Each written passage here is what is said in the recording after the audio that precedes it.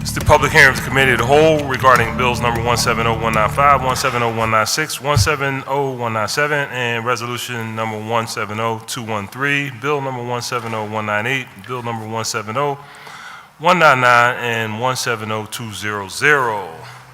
Mr. Stitt, please read the titles of the resolution and bill. Bill number 170195, an ordinance to adopt a capital program for the 6 fiscal years 2018 through 2023 inclusive. Bill number 170196, an ordinance to adopt a fiscal 2018 capital budget. Bill number 170197, an ordinance adopting the operating budget for fiscal year 2018. Bill number 170198, an ordinance amending Chapter 19-1500 of the Philadelphia Code entitled Wage and Net Profits Tax by revising certain tax rates under certain terms and conditions. Bill number 170199, an ordinance amending Section 19-1801 of the Philadelphia Code entitled Authorization of Tax to further authorize the Board of Education of the School District of Philadelphia to impose a tax on real estate within the City of Philadelphia, all under certain terms and conditions. Bill number 170200, an ordinance amending Section 19-1806 of the Philadelphia Code entitled Authorization of Realty Use and Occupancy Tax to further authorize the Board of Education of the School District of Philadelphia to impose a tax on the use or occupancy of real estate within the School District of Philadelphia under certain terms and conditions.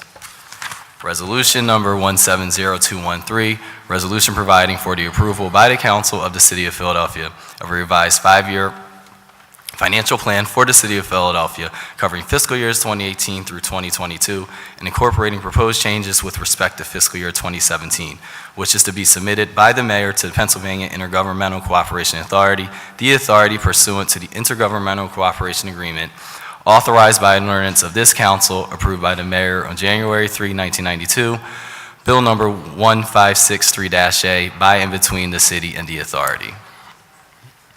Thank you. Today we continue the public hearing of the Committee of the Whole to consider the bills read by the clerk that constitute proposed operating and capital spending measures for fiscal 2018, a capital program, and a forward-looking capital plan for fiscal 2018 through fiscal 2023.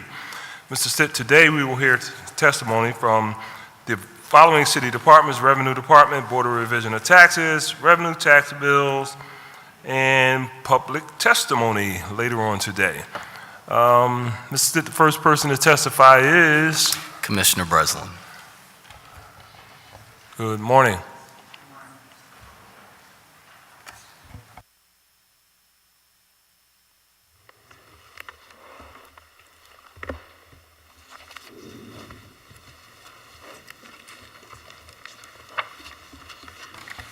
Please proceed. Frank Breslin, Revenue Commissioner.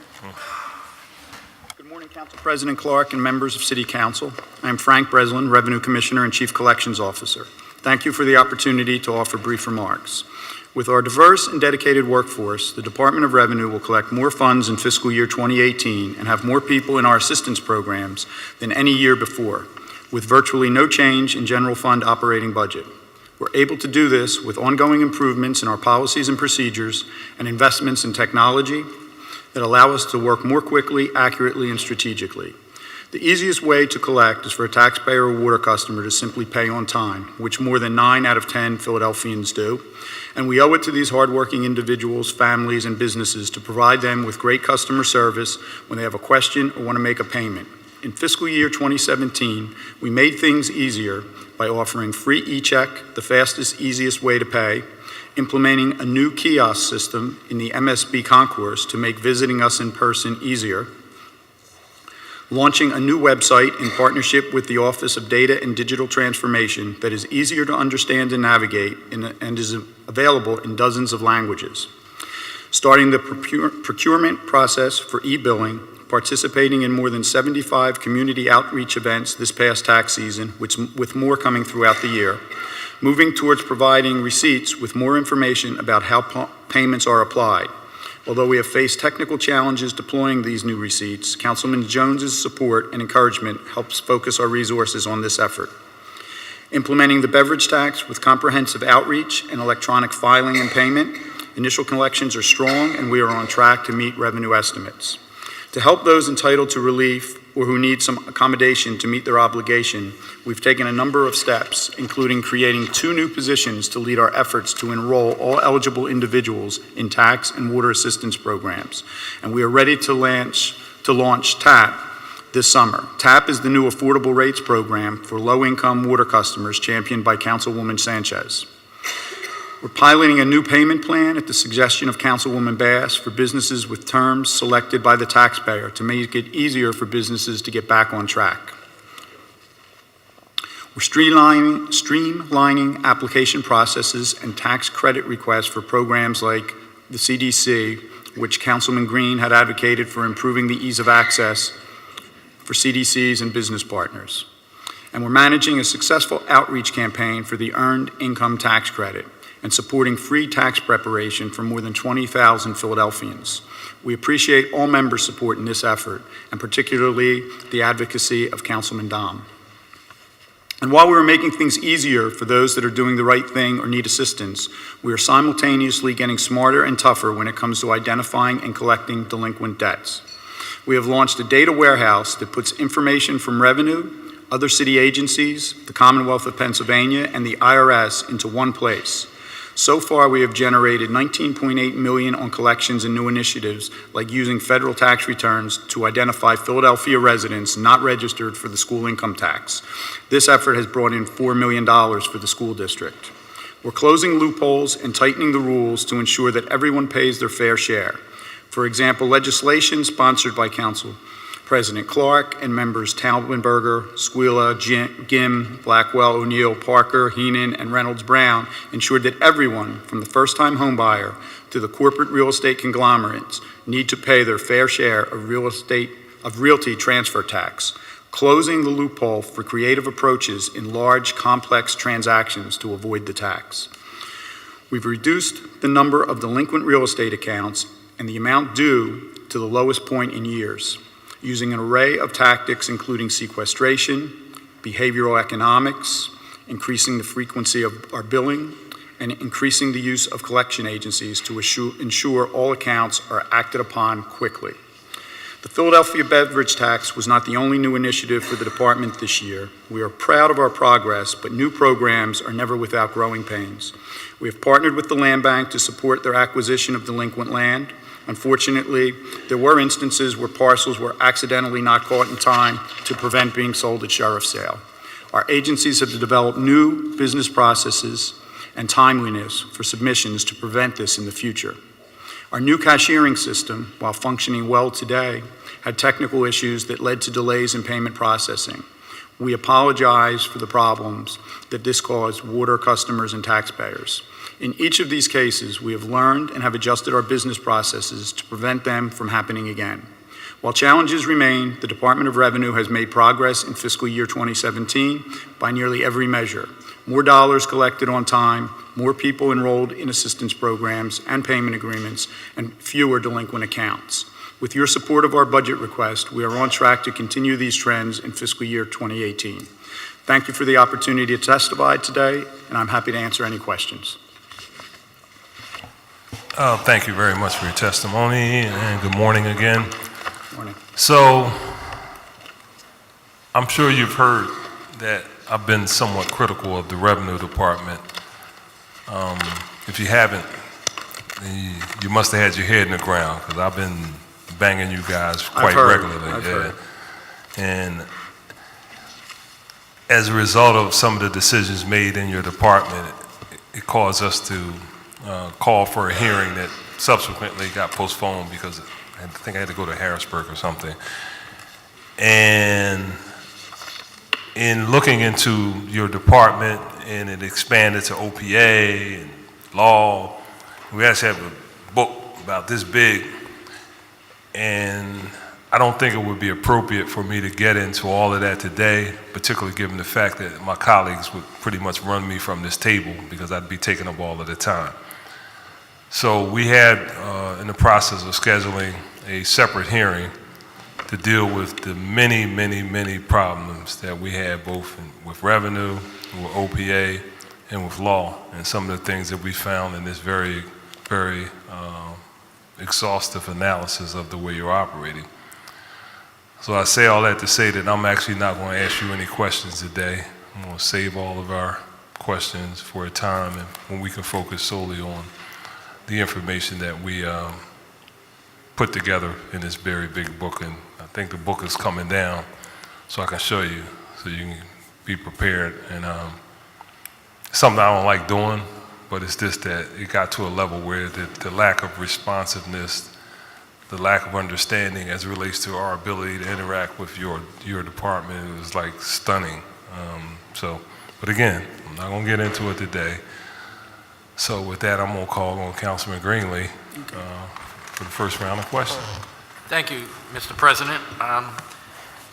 Commissioner, you mentioned in your remarks about the problem with cashiering the water bills and that people were getting delinquent notices even though they were paying. Yes, You said you think that's been worked out, or? it has been worked out. Okay. Yeah, my office hasn't gotten calls about that recently, but what they are getting calls about are people who paid to get that 1% discount on their real estate taxes.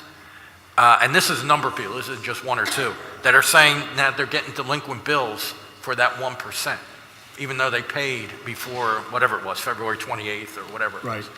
So are you having problems with that too? Is that seem to be an issue? And by the way, some of these people paid at the, that you put it in like that mailbox looking thing? Oh, yeah, in the Dropbox. Yeah, Dropbox. Yeah, I use that myself, so sometimes. So has there been problems there? Or? It could be that during the times where we were experiencing the problems with the cashiering system, that those delays could have caused a taxpayer's payment to get processed after the due date for the discount. Now, we were proactively trying to catch those and avoid that, and I think for the most part, that happened, but I think some probably did get through, and all they need to do is contact the department, and we can reverse that so that they get the credit, the discount. Again, not to pick, I know the council president started with some of the concerns there. A lot of those people called us because they couldn't get through to revenue, just to let you know, okay? They couldn't get any answers, so they called us, so. But you think that's being worked, I mean, Yeah, like if somebody paid ahead of February 28th, do you think by now, even if they got that delinquency notice before, it might be on record, or?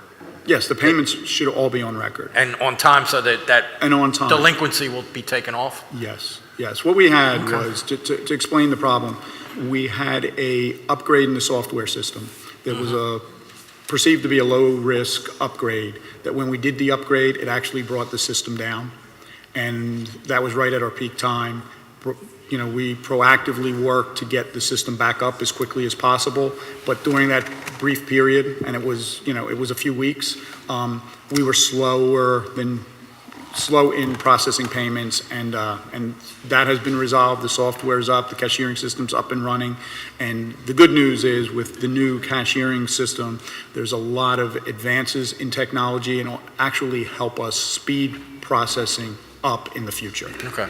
All right, and real quick, you talk about in the written, and I think you mentioned it too, improve awareness for all assistance programs. For people who are getting any kind of shut-off notice or any delinquency notice, there's information included in there how they can get help for water, taxes, whatever?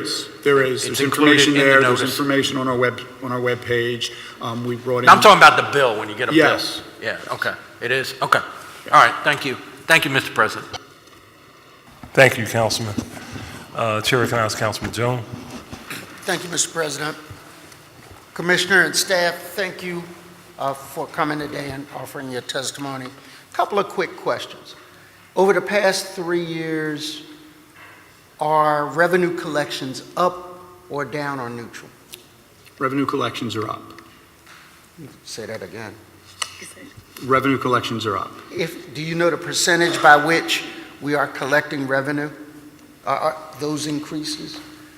Yeah, I don't have numbers to spout you. Okay. What do you attribute some of that increased collection to?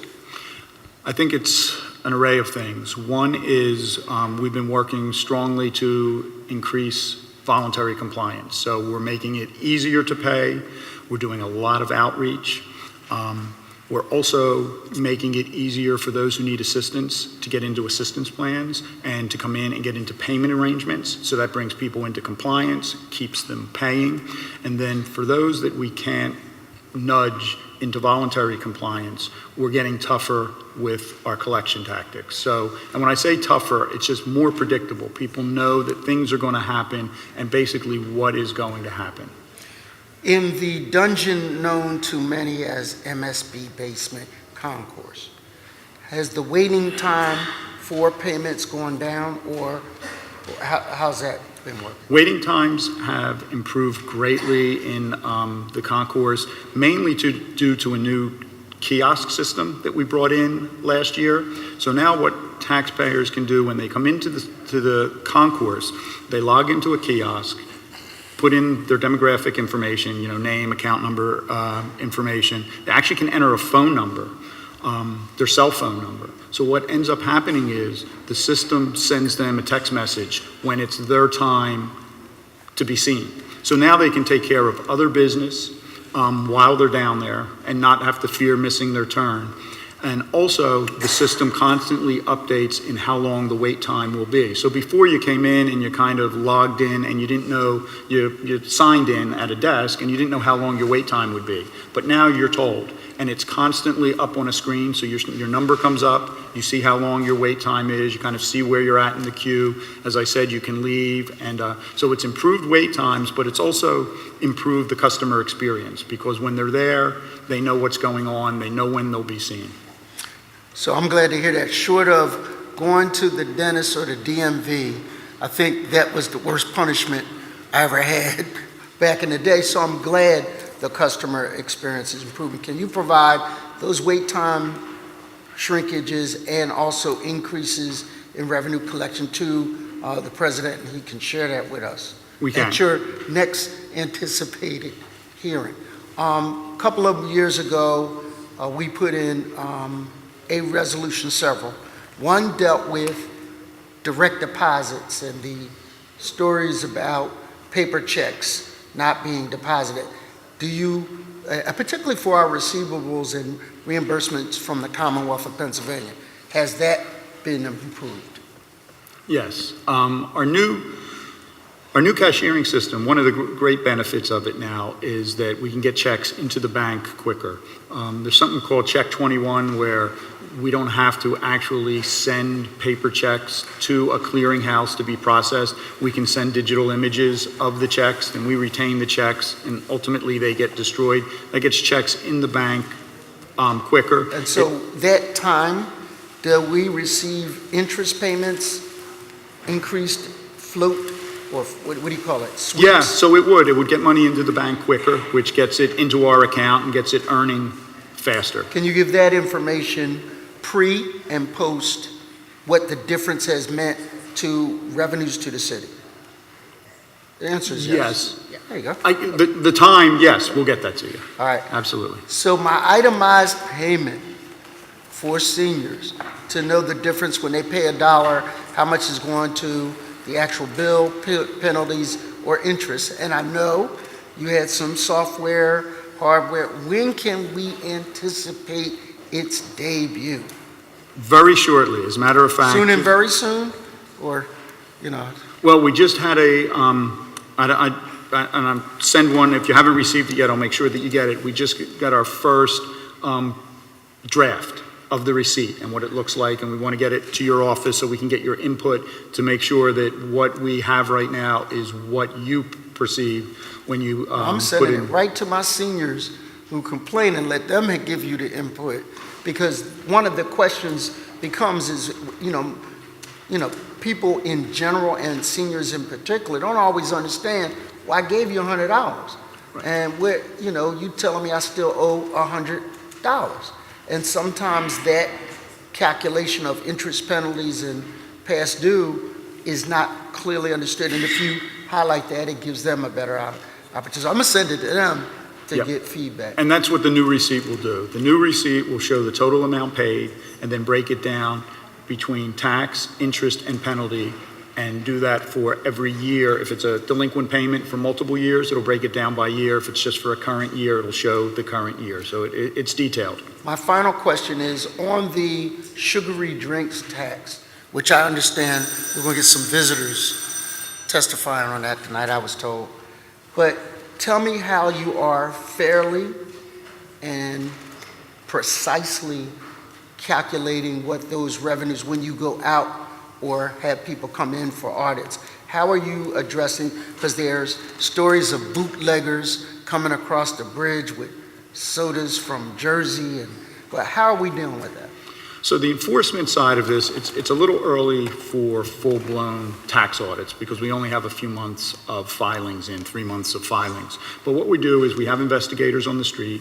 Investigators up front, they did a lot of outreach. They went into stores. They made sure that store owners knew what was expected of them, to buy from a registered distributor, or that they would be responsible for the tax and what records would be required. Now we've kind of shifted from that outreach mode into the enforcement mode. So now when the investigators go out, they're actually looking at invoices. So they want to see the invoices. They want to see if the beverages have been purchased from a registered distributor, in which case the retailer is fine and we'll check to make sure that the registered distributor is paying. On the other hand, if the retailer is not buying from a registered distributor, then they're responsible for the tax. We're checking to see that they are actually registered and that they're paying. If not, they'll be assessed the tax and they'll be responsible for that plus interest and penalty. So I'm going to pass the mic.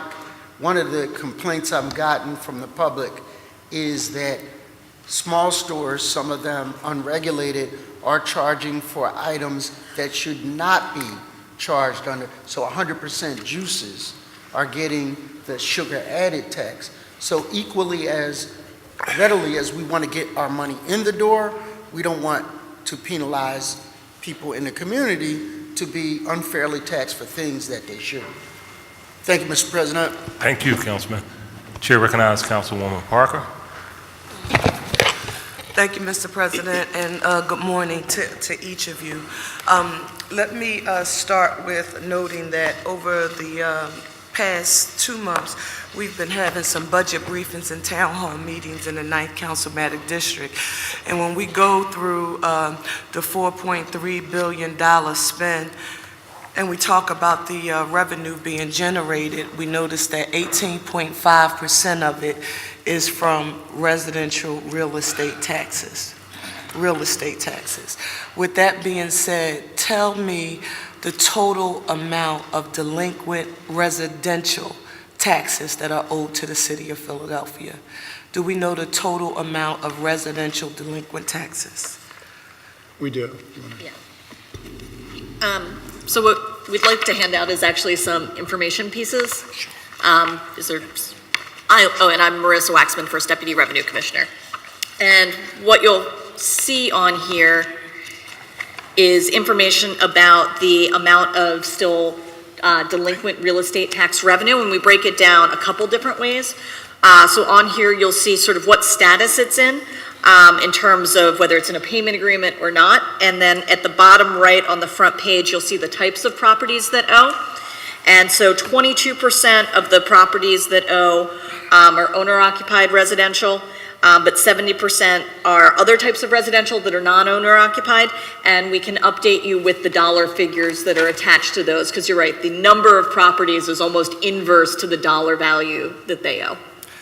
This is extremely important, and it goes back to some research that we looked at that came from Council President Clark's office. His tech staff, you'll remember, worked on data demonstrating that much of the delinquent real estate taxes in the city of Philadelphia it was actually owed by folks who own property in the city, but their primary residence was outside of the city of Philadelphia.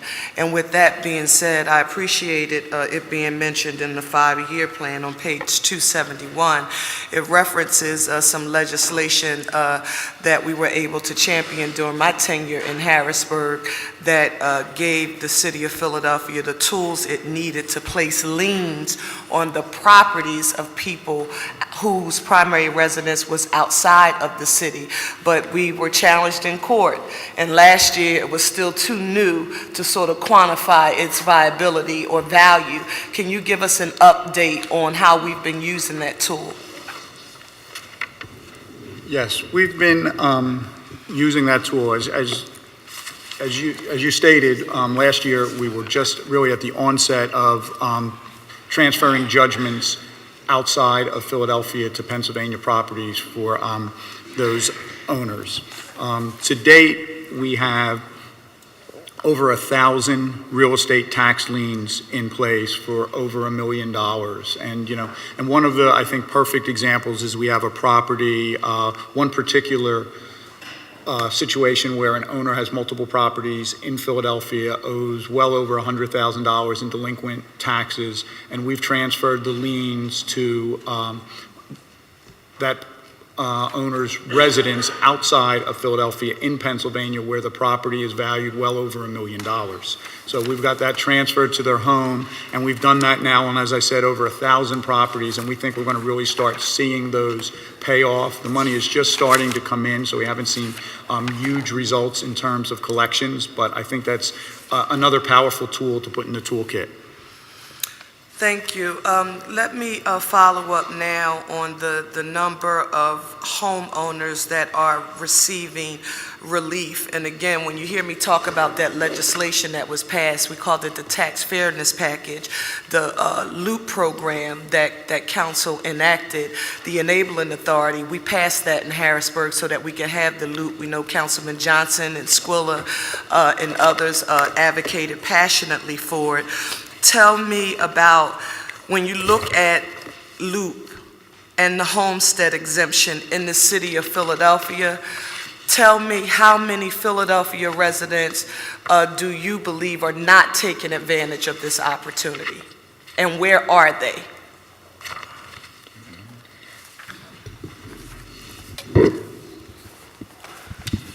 Hi, we believe that right now there are 3 programs that any owner-occupant can be in, either the homestead or the LOOP, or if they have a 10-year tax abatement, they're not eligible for either of those 2. And of course, the senior tax freeze you can get in addition to your LOOP or your homestead. And so we think for those homeowner programs, we're at around 80% enrollment right now. And actually, and I believe the exact number is in the 5-year plan. We don't have really great data right now, but we'll work on it to provide you about where we think the unenrollment problems are. We tend to have some ideas and we focus that. So we're continuing to develop a variety of strategies to increase that enrollment figure. So again, the 80% is pretty impressive, and I want to say that on the record, because if it was inverted any other way, I would acknowledge that also. So the 80% I think is great.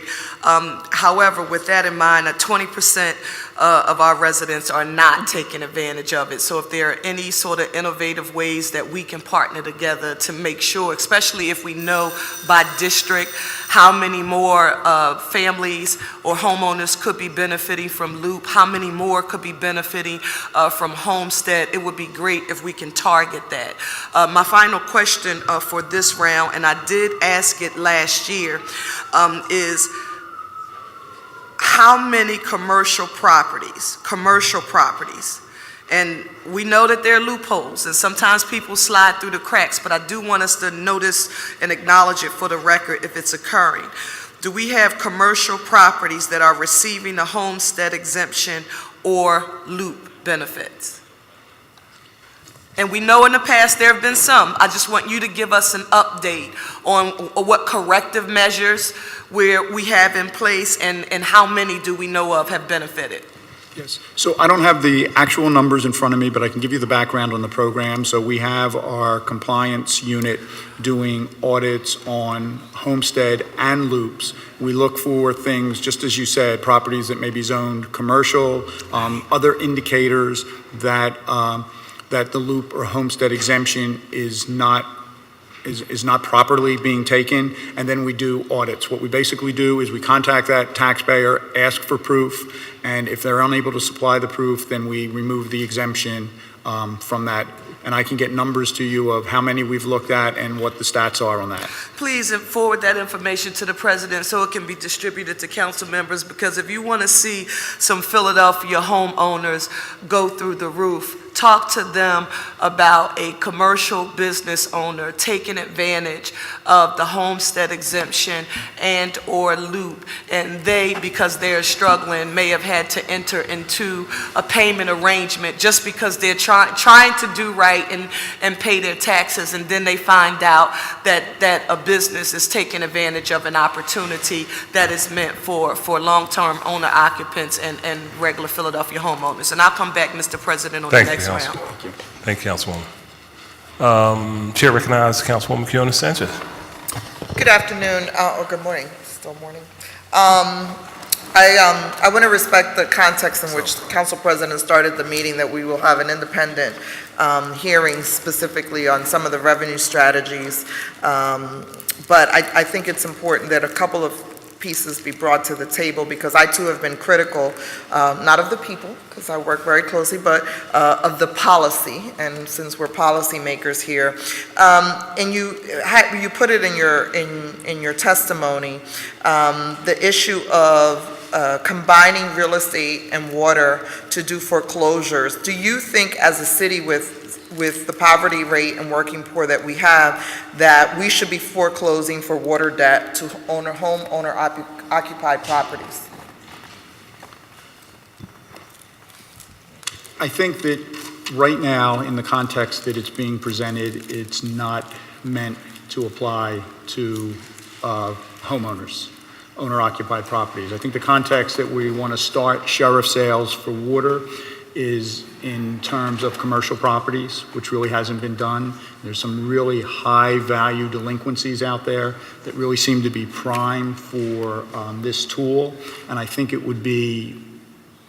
Then I think we should articulate that very Okay. strongly. If Yeah. we are saying we are not doing any owner-occupied delinquencies, you know how strongly I feel about owner-occupied from real estate and water. We should say that, and we need to be Okay. careful Yeah. about the messaging that we send. That is the intent, and I think it's important to note also that, you know, the policy and kind of the philosophy of the department is we're never really wanting to sheriff sale a property, especially a homeowner's property. The goal here is to bring them into a payment agreement, and I think UPA has worked really We well. want you to collect. We are very proud of our home ownership rate in the city, and I don't think anyone should lose their property because of a debt to the city, right? Understood. So I think we need to be very specific and articulate that, and as we promulgate regulations, that it is very clear that the city of Philadelphia has no intentions on foreclosing on folks, either for real estate or on owner-occupied, just because we've worked so hard on collection strategies to get people into compliance. I want to make that real clear. That said, in terms of a coordinated collection strategy, do we do property owner analysis? And how do we work with our collection agencies to go after what we've talked about being low-hanging fruit, what you just mentioned? We have property owners, investors. Are all those accounts coupled? Do we do an analysis, and how do we target those? We really haven't done a detailed analysis because of information limitations in the past. I think the data warehouse is really going to help us to do that. Now that we'll have an array of information in one place, we can really get a view of that homeowner. The problem has been, to some degree, that not only is there a disconnect in being able to put the information together, but sometimes that's intentional too. So a homeowner or a property owner can use different names, different versions of the name, and with the limitations within our system, it's really hard for us to connect that one person owns multiple properties. With the data warehouse and all the data points in there, that'll be much easier, and we will try to put a more strategic approach to identifying the properties. Right now, we're pretty much working in just descending order of the balance owed. So we're just working the highest values, the highest delinquencies down. No, and I know the data warehouse is important, but I also know that our vendors have better capacity on their data than we. And even if we're waiting to build up to ours, there's no reason why we can't have a coordinated strategy with our vendors to have those multiple accounts together, right? Because right now we refer out, and we're not giving them the ability to potentially do that, to see, the data set. So I think that's something we need to look at. This is the stuff we get publicly criticized for, right? Anybody can go on the internet, they can get the data, and they highlight for us the 200 worst delinquent folks. That's low-hanging fruit to me about the ability for us to say, we're going to spread out those accounts in 2 or 3 of our vendors and even internally and say, let's go after them. Because the ability to do multiple potential foreclosures on folks is there. I'm always concerned about us waiting until we have the perfect situation internally, which after 10 years here, it's never perfect. Right. So it's like, we need to go after that because that's the public criticism that we get. And I think we just open ourselves to that. So I think that there's opportunities there that we don't have to wait for the data warehouse to get to. I agree. And the good news is the data warehouse is up, so that's something we can start doing now. So it's not a down the road. We have some new collection strategies with L&I and with the water department. I've started to see these because folks are coming into the office with this progressive firm that was hired. Is that a local firm to do L&I lien collections? And what's the strategy behind that and the expectation of collections based on that? Progressive is one of our vendors. They are they're not a Philadelphia firm. They're in I think it's Essington, so they're just outside of Philadelphia. Have we used them in the past? That's the first time I see that. Yes, we've used Progressive for what? In the past. We've used them for business tax debt for sure. I know we used them, and water as well. Okay, so what is the expectation on collections of that, and how far back are we going with some of those liens? Again, here this is about messaging. When people start getting these bills, if it's part of a collection strategy, when we don't know it as district council folks, and so we start getting folks approaching us saying, there's a debt from 20, 30 years, it would be nice, it would be helpful to have the strategy behind that. Most of the times we want to be supportive of that because it's a collection strategy. So what is the goal? Are they going to be only doing some of these old liens, L&I lien sales, or are they also going to be doing water? Remember, they were not re-upped. I know. So, you have to stress that. Okay. So we're in the process. We just closed out an RFP process for collection agencies. So Progressive is not one of the agencies which will be coming on, which will be renewed in July. So they have been on and they're working that portfolio. We have a total list of agencies which I can get to you. It's several, it's more than 6 agencies, and I can give you a detail of what each of those agencies is, what their portfolio is made up of. Okay. Right. And I've been very vocal in the past about us adding collection agencies from outside the city and giving them low-hanging fruit versus some of the folks, collection agencies who've been here, who are local, who hire locally. And I know as we've changed our strategies, many of them, because of the lack of predictability, have laid off folks. We're very interested and very focused on having partners who hire people locally versus some of these national companies coming in. And we were very conscious of that in this selection process. Thank you. Thank you, Mr. Chair. Thank you, Council Lady. Chair recognizes Councilwoman Gimm. Thank you very much, Council President, and thank you, Mr. Breslin, to your department. Could you let me know what the collection rate, the yearly collection rate for taxes was in 2013? Is there a particular tax, or we have it broken down by tax? I think it would be the overall tax collection rate in 2013. Okay. And then I'll ask about 2014, 2015. So what year are you asking? I'm sorry. 2013. 2013. I'm not sure that I have 2013 with me. We'll take a look. We can look for that while you. How about how about, what is your current yearly tax collection? Let me just pull that.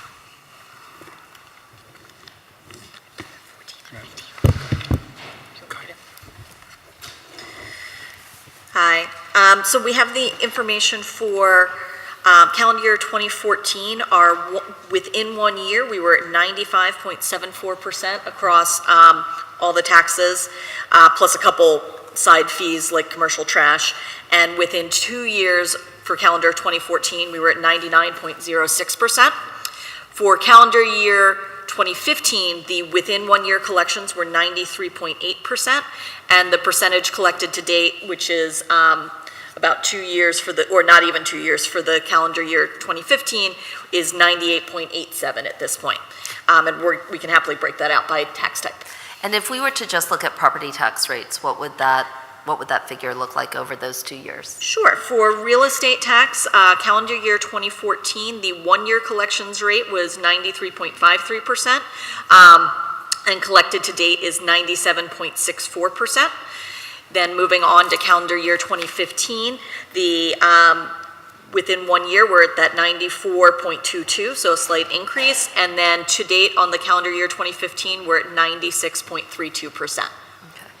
I think it was reported at one point that 2015, I think when I had read about it, there was a reporting of 91% from 2015. Do you know what that is? So what I'd want to double check, but in the CAFR, sometimes what they do is it's not a full year. It's the first like 8 months of the year based on the timing, so that would probably be what that is. But once you get a full 12 months, then you get a higher number. And the average is for comparable cities of our size would be, do you know what the collection rate would be? We can pull that information for you, but definitely in the 90s there. Yeah. Some are below us, some are in the high 80s. But the more likely tax collection rate, I think, for larger cities is around 96 to and up, right? Yeah, I mean, I think we that can pull that there's- information. And in part, it's just trying to understand a little bit about, obviously, just making sure that we're looking at the yearly collection rates. I think it matters. I understand that there's aging debt and things that get held on as legacy types of tax burdens that are going to be hard for us to measure, but I'm very interested in the yearly tax collection rate, especially for current year, because it should be very fresh and new properties that are on the market right now that we're collecting on, and I think it's important to track it. But I also think it's important to look at us in comparison with other cities and to recognize that a lot of cities are pushing towards the upper 90s is a lot of what I see. And so, towards that end, obviously every $1 billion is going to be $10 million in collectible, every percentage point that we're off is tens of millions of dollars. So I think it matters a lot about seeing the improvement. I know that all my colleagues share that, and I'm sure you share that too. I'm interested though, I know that you said that you're getting tougher. One of the things I was happy to see was Councilman Taubenberger's bill last year. I think that closed a transfer tax evasion loophole. Are there other types of loopholes that you're looking to close? Can you talk a little bit about the efficacy of closing loopholes in terms of improvement on collection? I think that that's something that we're always looking at and identifying, and and that comes from different sources. So sometimes it's our auditors are out and they find an issue, and an issue may even go through the court system, and then we find out that it's just a simple change in the language that can close a loophole and lead to increased collections. And we had a case where there was essentially a loophole where the courts determined that credits and refunds, they really made a distinction. Although in our law there was no real distinction between a credit and a refund, our refunds, it said, had a 3-year statute for refunds. The court said that a credit was not a refund and that they could go back an unlimited amount of time. That cost us $6 million in tax just in 2 cases where that was the issue. So we've changed the law work to change the law. It didn't pass yet. No, it didn't pass yet, but that's a good example of loophole, is that, there's pending legislation to close that loophole and save tax. So we're always looking for loopholes. I think it's kind of telling that one of the law firms, when that was introduced, one of their newsletters that goes out to their clients said, "The party is over." So identifying, that was on the real estate transfer tax loophole. So there really is a lot of power behind closing these loopholes. And the first step is identifying them. And could you speak to what your projected tax collection rate that you think is going to be over the next 5 years? And does that will that reflect some of your energized compliance efforts and your tougher and more predictable strategies? Yes, while Marissa's looking for numbers, just to speak in general, I think that we've been looking a lot at our trends, and it's really kind of telling how our collection numbers are increasing, our number of delinquents are decreasing. I think a number that's really telling, to me at least, is that, our first-time number of real estate delinquents. That means people that don't pay their tax in the first year, they don't owe any others, and they're starting down that road of delinquency. That number is down 53% since 2011. So it shows that, people realize that there's consequences if they don't pay, and more of them are coming into compliance. So what is the projected tax collection rate over the next 5 years? So what we have in the 5-year plan is for our FY18 target for the real estate tax is 94.6%, so a slight increase over the FY17 estimate, and we can come back with sort of longer range projections and other tax types. And do you feel that that appropriately reflects the kind of aggressive and more focused attention to collection? Because a 94.2 to 94.6 over 5 years doesn't feel like that. Oh, that's 1 year. That's 1 year. So over the next 5 years, what does it look like?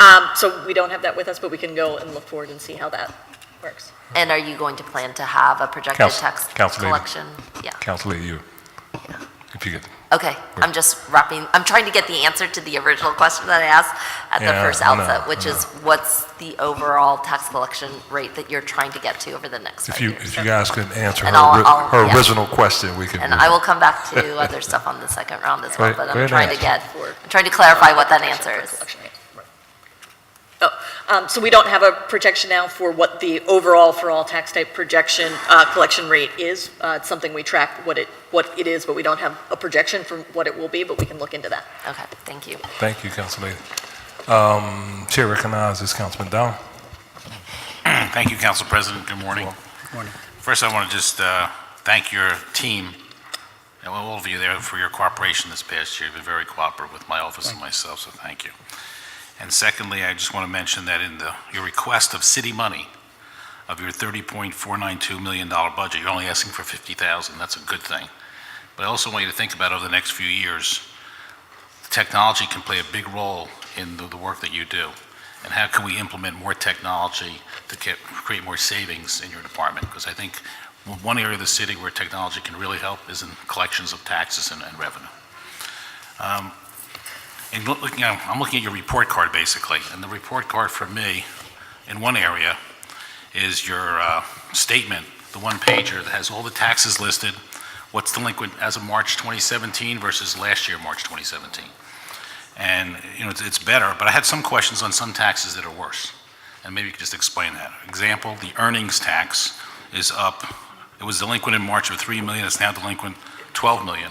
Just wondering why there's a big change in the earnings tax collection.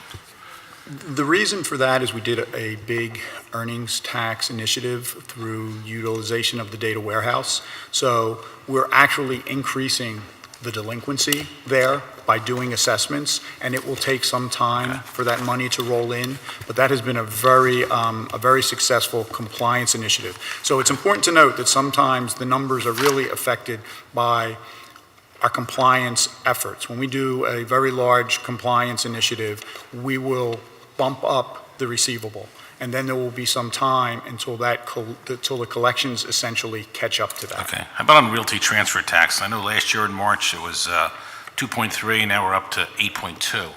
That I don't understand, because the transfer tax gets paid at the closing by the title company usually.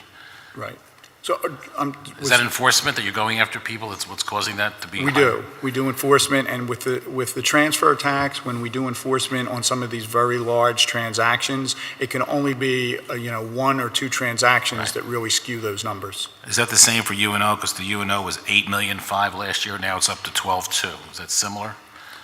It could be, not to the same extent, though. There's something going on with UNO that we're analyzing right now to try to determine exactly the answer to your question. We don't know, because we don't have a really large-scale enforcement effort going on in that tax. So we're trying to analyze it and see what's going on there. And the commercial trash fee, I know we've talked about this. Have we been working on leaning properties for the commercial trash fee? Yes, we're in the process, and, the collection numbers still, they're improving, but I think there's still a lot of work to be done with commercial trash fee. This year, we'll be looking at commercial trash fee and other non-tax collections to see where there's opportunities there to improve collections. Because the way it reads right now, we have, with penalties and interest, 29 million of commercial trash fees owed, Yes, but it's 16 million of principal. So, I mean, that's like a big area I think we can collect money on. yes. And so, in the overview of the chart you gave us, I just want to clarify for this council's benefit. We write off bad debt after 10 years, is that correct? Yes, So this chart doesn't show, like... for real estate tax. Right, in the real estate world, for everybody's benefit, someone who owes us $100 from 30 years ago, we can still get paid today because it's a first lien on the real estate, comes before the lender. So in real estate, we really don't have to write it off. That's correct. Because when we did the national taxing study back in July, and Council President Clark was there and the mayor was there, they identified 492 million of delinquent real estate taxes. And the other point I wanted to make on that piece is that I know people are concerned about foreclosure. And the New York City method that we've been talking about, the securitization, just for the record, in the last 12 years, or 15 years rather, New York City has averaged, and they have 4 times the delinquency, they've averaged 18 foreclosures a year. 18. Because the goal isn't to foreclose. But without the threat or the hammer of foreclosure, you're never going to collect the money. And the best example is the Revenue Department 2 years ago did a tax lien sale for $17 million. And I think you told me, what was the collection rate on the first notice? 55%? I don't have that in front of me, but I think that's... So on one notice, 55%, which means we have, it's a good method, we didn't have a strong hammer. One notice, 55. In New York City, after a 90, 60, 30, and 10-day notice, 85% of the people pay.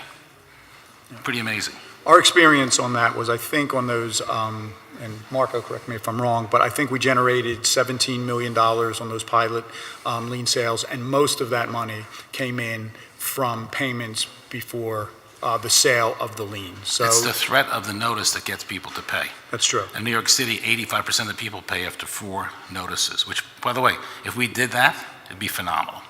Just the 4 notices. So my point is that I know there's concern about foreclosure, but I think there's protections in the plan. Foreclosure is not the goal. If 18 in New York City averaged over the last 12 years, 18, we're 1/4. We're talking 4.5 foreclosures a year.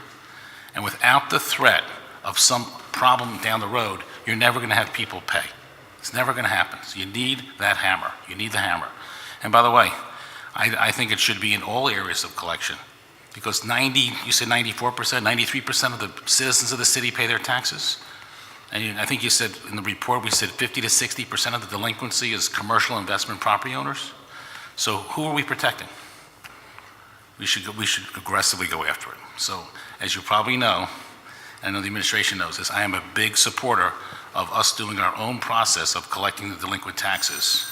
And one other statistic I want to share, in the last 6 years, we invested $52 million in legal fees to collect delinquent taxes. Under the New York City program, it would have been about 7 or 8 million. Big difference. Thank you. Thanks for your testimony. Thank you, Council President.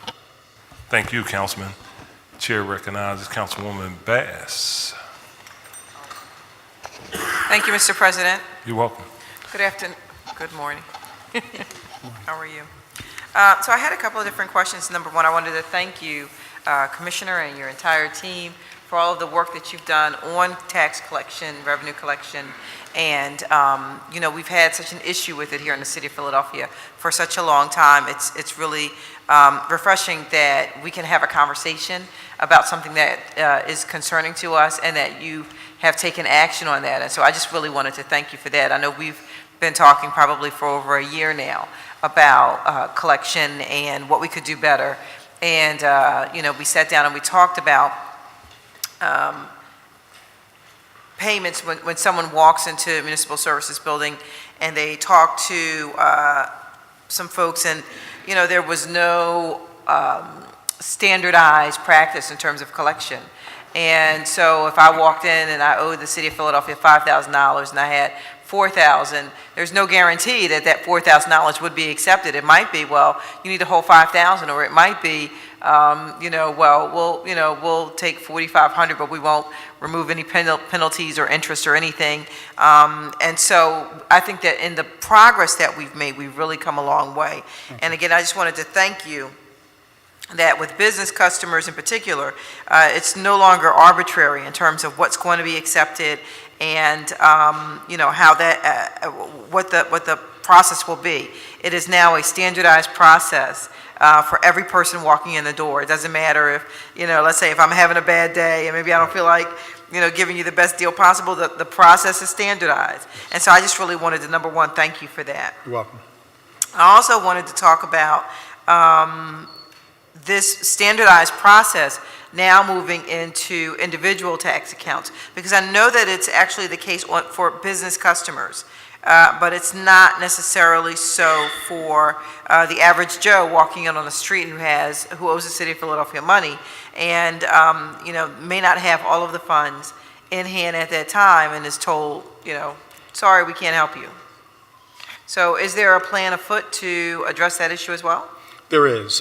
We started with, it really came out of a conversation, so I thank you for your concern in this area. Came out of a conversation last year's budget hearing where you were concerned that people were coming in, as you described, with down Yes. payment money and were being turned away because Yes. it may not have been a high enough percentage or a high enough dollar amount. So we went back and looked at our practices and we piloted this new formalized process for business taxes. Now, the same working group that put that together on my team is working with working that for non-owner occupied real estate. So that'll be the next one to roll out, should roll out within the next couple of months. Because owner occupied real estate, they have the UPA protection.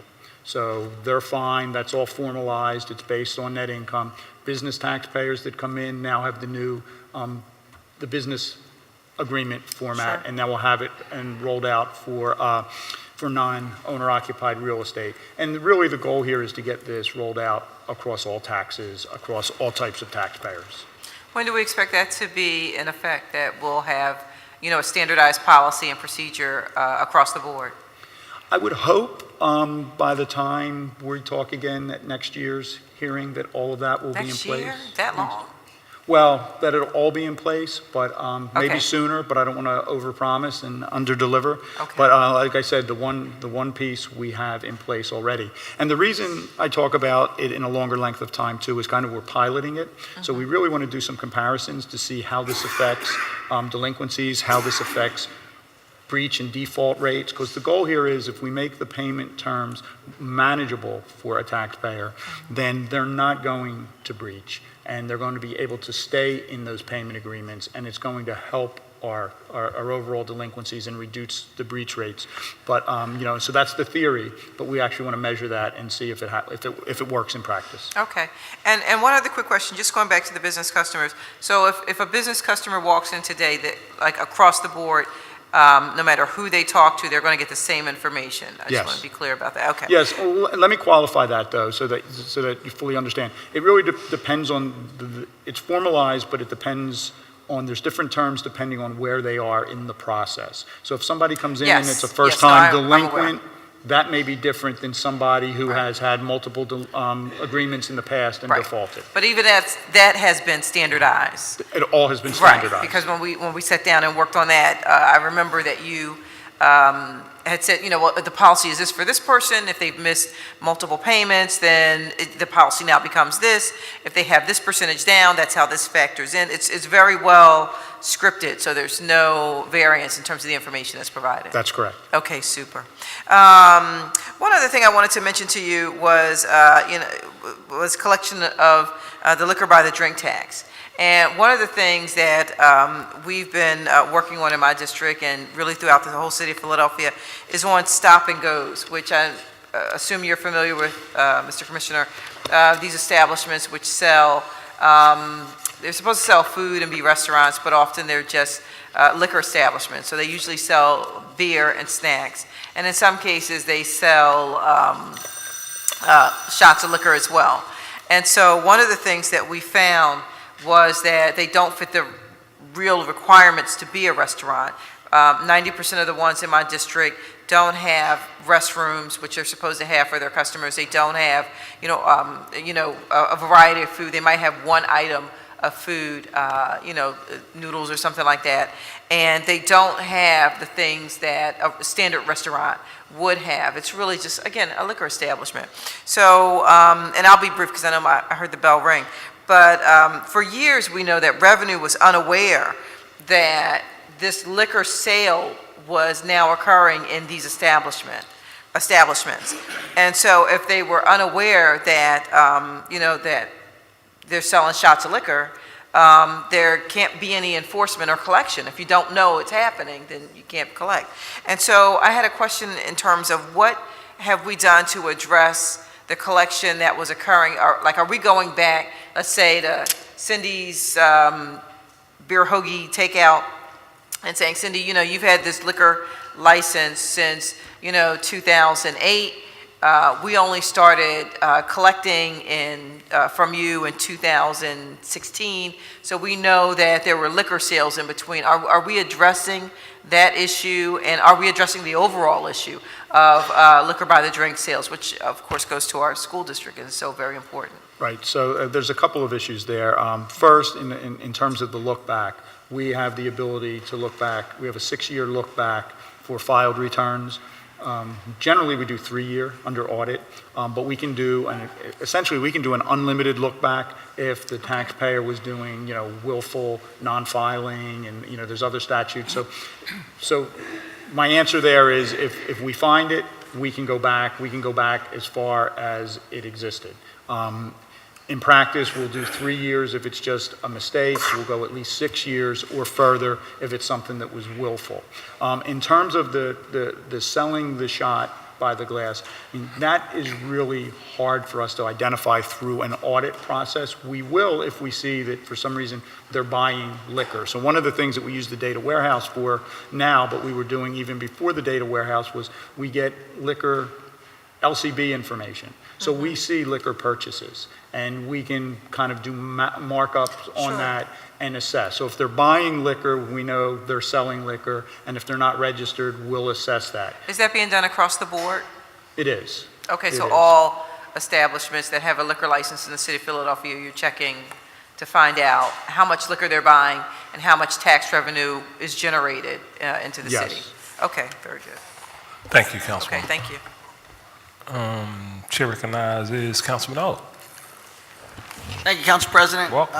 Good morning.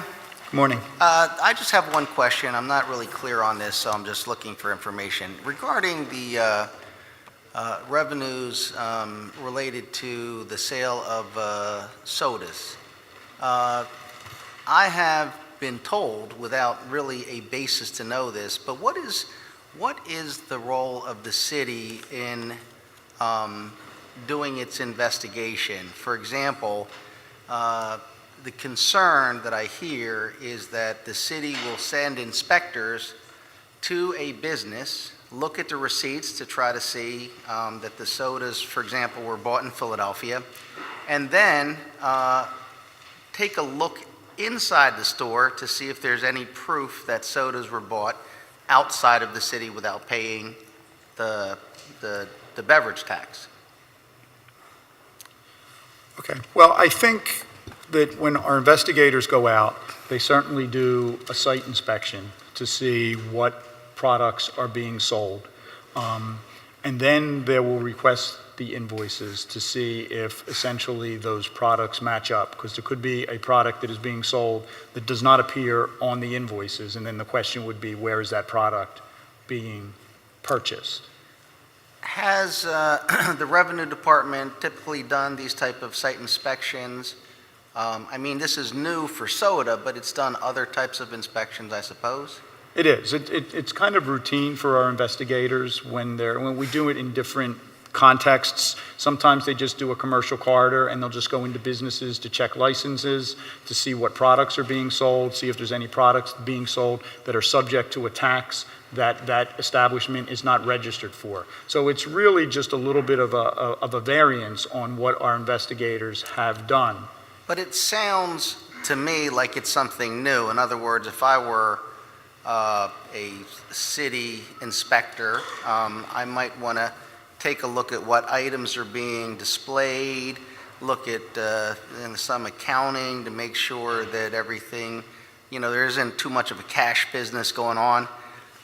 But now if I'm going to do a site inspection and I'm going to go look at the basement, look in the back, look upstairs for evidence of sodas purchased outside the city, that would be a new role for... That would be a new role, and I'd have to check with our compliance unit to the extent that they're doing kind of a full premises inspection. I don't really have information that that's what's going on. It's more of just the retail space, not Okay. to go through the whole building. But it is new. You're correct. The tax is new. Our enforcement of the tax is new. We're learning new things. Every week. My deputy for tax meets with the investigation unit on a regular basis to find out what they're doing, what they're finding, and make sure that we're doing appropriate investigation, and also to refine the process. So, by all means, it's new, and this is a learning process, and. Does the Revenue Department do this for cigarettes, or no? That's not... We do it. We don't do it for cigarettes. Pennsylvania Department of Revenue handles cigarette tax Okay. enforcement, but we have the other tax, that tax on other tobacco products, Right. and we do it for those purposes. So we go in and we see what other tobacco products that might be taxable are being sold. So we check the shelves and that kind of thing. We're not at the level of what the Pennsylvania Department of Revenue does for bootleg cigarettes, where they use, sniffing dogs and Right. do really, that's more of a criminal investigation. We don't have a criminal investigation unit. The city is hiring new inspectors, maybe not new revenue folks, but I understood that the city was going to hire some new staff, some new inspectors.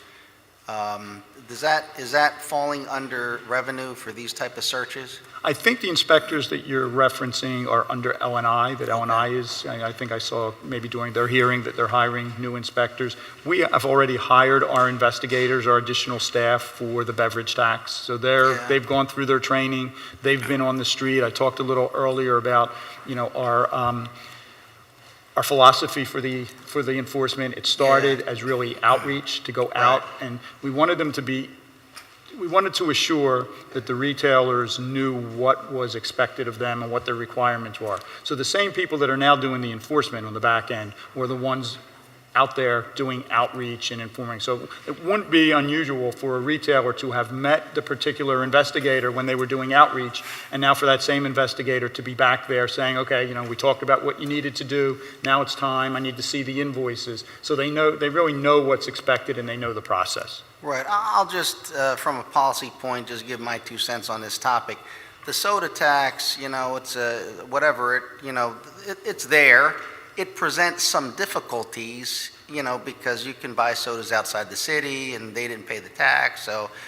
But the thing that concerns me is that when we want to collect that tax, it creates problems too.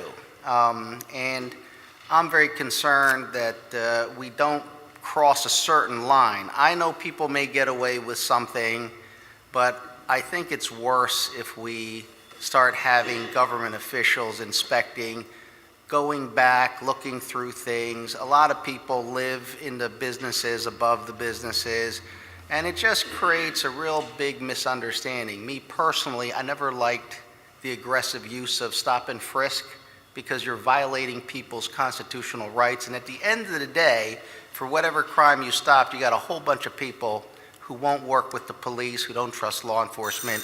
And I think, we really rely on the voluntary cooperation of these store owners for the most part. And I'm just saying, I wish to be very careful there. Yeah, and from a compliance standpoint, I wholeheartedly agree that, first is most, we've been talking about the 9 out of 10 taxpayers that pay voluntarily, and that's what we're really trying to stimulate is voluntary compliance. And then it is a fine line when we do our compliance, and we really want to do responsible enforcement, and that's with the soda tax. So I'll definitely talk to the compliance group and make sure that what's being done is, proper and responsible and appropriate. Thank you very much. Okay. Thank you, Council President. Thank you, Councilman. Chair recognizes Councilwoman Parker. Thank you, Mr. President. Welcome. Let me just, for the record, and I need to make sure I do this because my team is watching, and we needed to publicly thank, for the record, you and your team, but they wanted me to shout out Lisa Walker, Marianne Finley, and Brooke Darlington. Apparently, we overwhelmed them with constituent concerns, and they are always very patient and responsive, so we wanted to say thank you to them. It's always important to thank the rank and file. Thank you for that. Yeah, appreciate that. On the record. They're great. Commissioner, tell me this. How long do we hold a real estate, or even whether it's residential or commercial, how long do we hold an account in its delinquency before it's transferred to one of our collection agencies? Tell me if there's a trigger. Does Sherelle Parker have to be delinquent for $1,000, $5,000? Is it a dollar amount trigger? Is it an amount of time? How long before an account is transferred to a collection agency? Okay. It's a great question. I think it's a combination of things, so I'll try to answer it. It's a little complicated, but I'll try to answer it as best I can. In real estate, we'll start with real estate because it's different based on the tax, but in real estate, the tax, of course, is due March 31st, doesn't become delinquent till December 31st. So what we do there, though, and something we started back, I believe, in 2012, is as soon as it becomes overdue, April 1, we send out a bill. We make sure that they get that first overdue notice.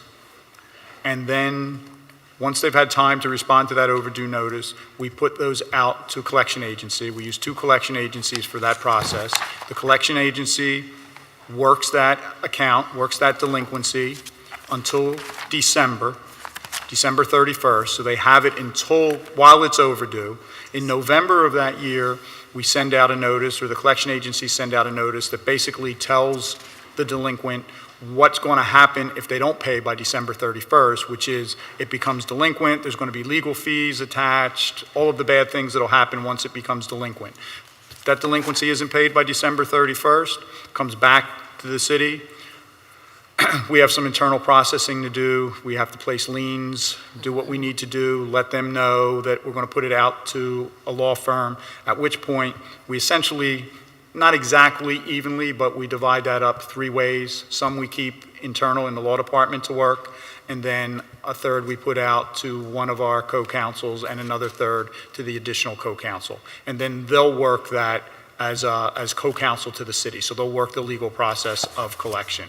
On business taxes and other taxes, it's a little bit different. We need at least 1 bill, so everybody gets at least 1 delinquent bill, and time to respond to that. And then at such time, we have, I believe it's 2 vendors right now that work our early collection work. So Early.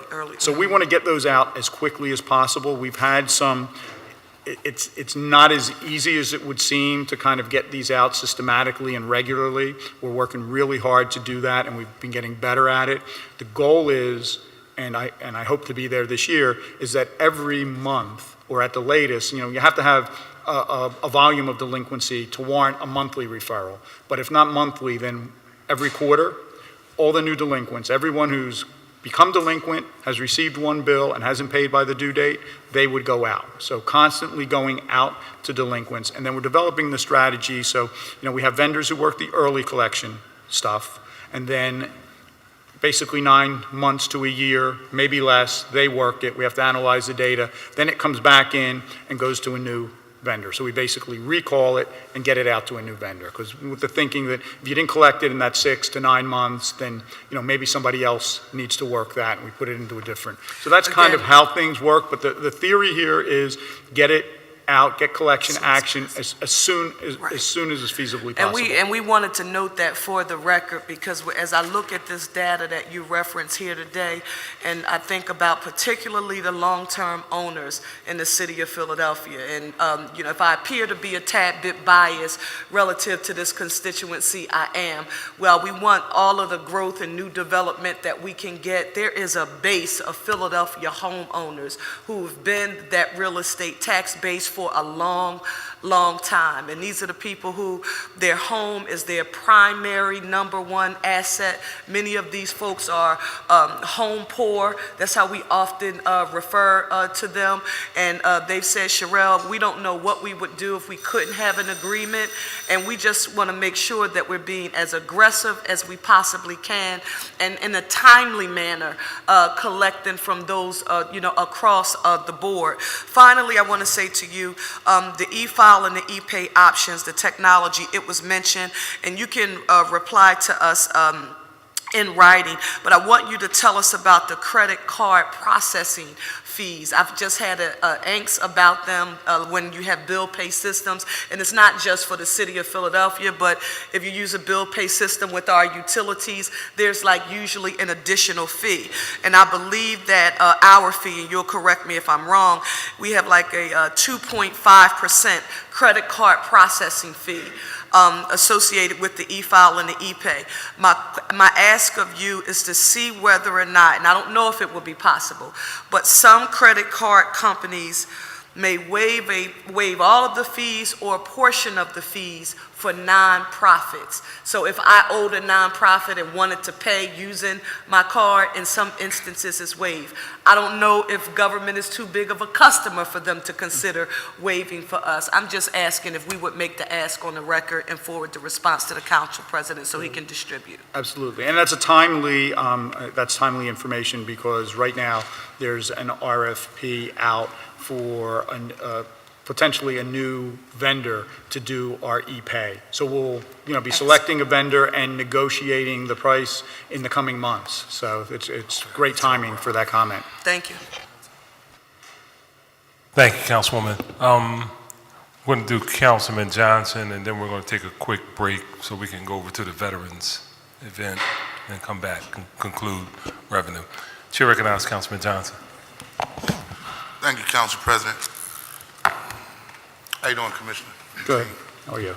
Just a couple small questions. So I know right now, currently, and I'm going over the information from my colleague, Councilman Allen Down, but nevertheless, just for the record, there's a proposal for the tax lien securitization program that the administration is currently reviewing, and possibly in the near future will put out an RFP to collect debts and tax liens. And so I want you, just for the record of members of council, just to give currently the administration's position, particularly on this particular proposal. How will it be different from the former proposal under Governor Eric Rendell in 1997?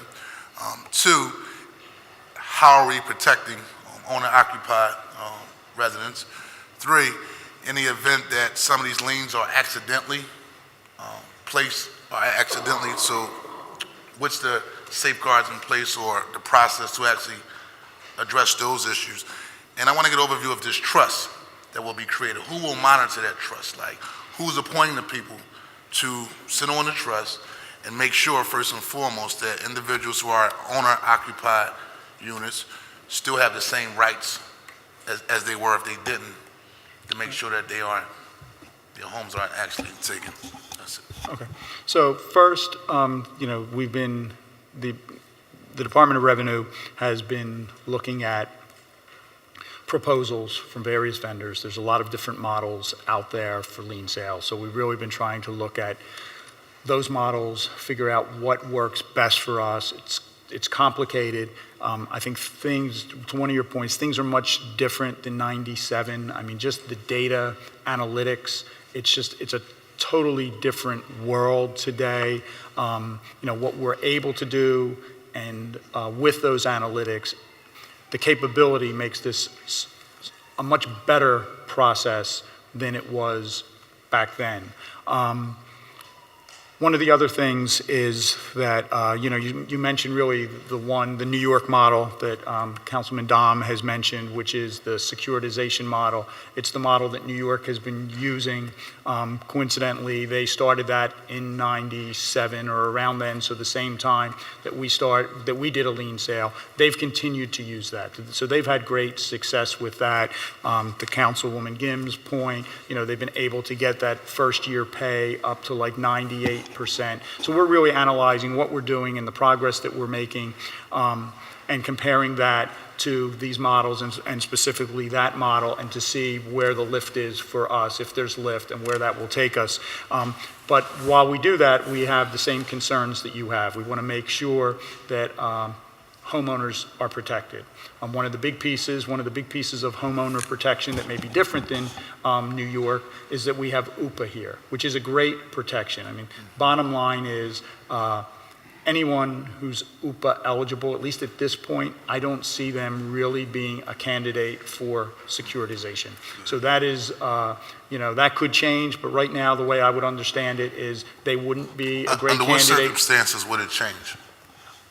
We haven't made a final decision, and we haven't sat down. If we decided to do it, we haven't sat down with the vendor and really discussed it in depth. We haven't done the agreement with the trust. I think where we have a lot of control, and one of the advantages of this particular model is, unlike a bulk sale or just a full-blown lien sale where you put them out there and somebody buys the lien and then they do the collection, and we're really out of the mix and we have no control, and maybe there's that reduces some of the safeguards for homeowners. Within securitization, we stay in control, right? We're going to be the ones who make the contract, if you will, with the trust, and we will dictate what those terms are.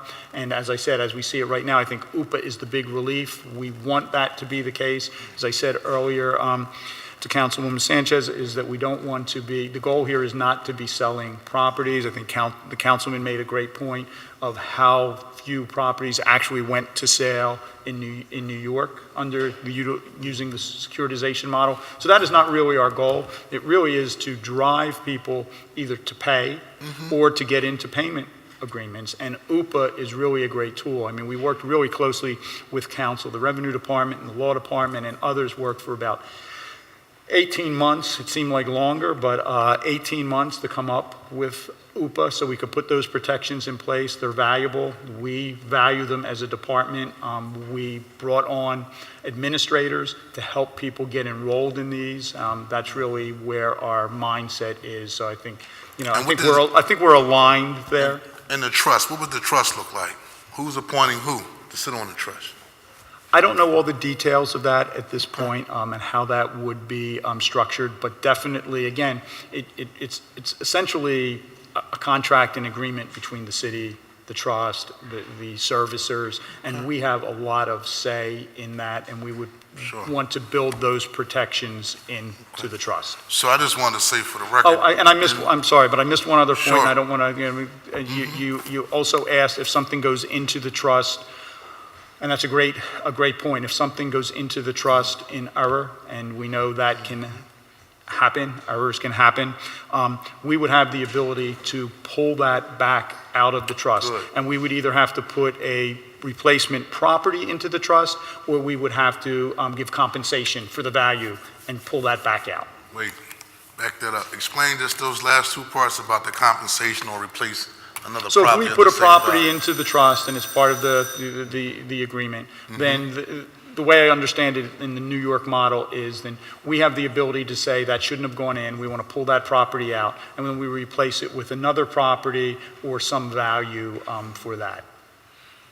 Because, the process has started, the trust has built that, they're moving, they're building a portfolio which they're then going to securitize, and they don't want to, they want to be able to secure that and kind of lock in the value of that trust, so. And I can talk to you more about the details of that if you have specific questions. Now I'm following up with my colleague as well. I mean, obviously we want to make sure people pay their taxes.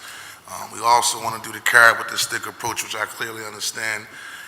Obviously, I represent a district that's very diverse with a couple of the parts of the neighborhoods that I represent are clearly gentrified, and a part of that process is people losing their homes, and we're getting phone calls about the bulk of the work that I do is trying to help people stay inside their homes, or even the event that's addressing the issues of all tax-related issues regarding payments to the city of Philadelphia. And so I'm just proceeding with caution. I want people to pay their taxes. We don't want there to be people who are taking advantage of the system and not paying it, but we also know that there are some good folks who get behind and so forth that need support. And so I will be following up with yourself as well as my colleague as well.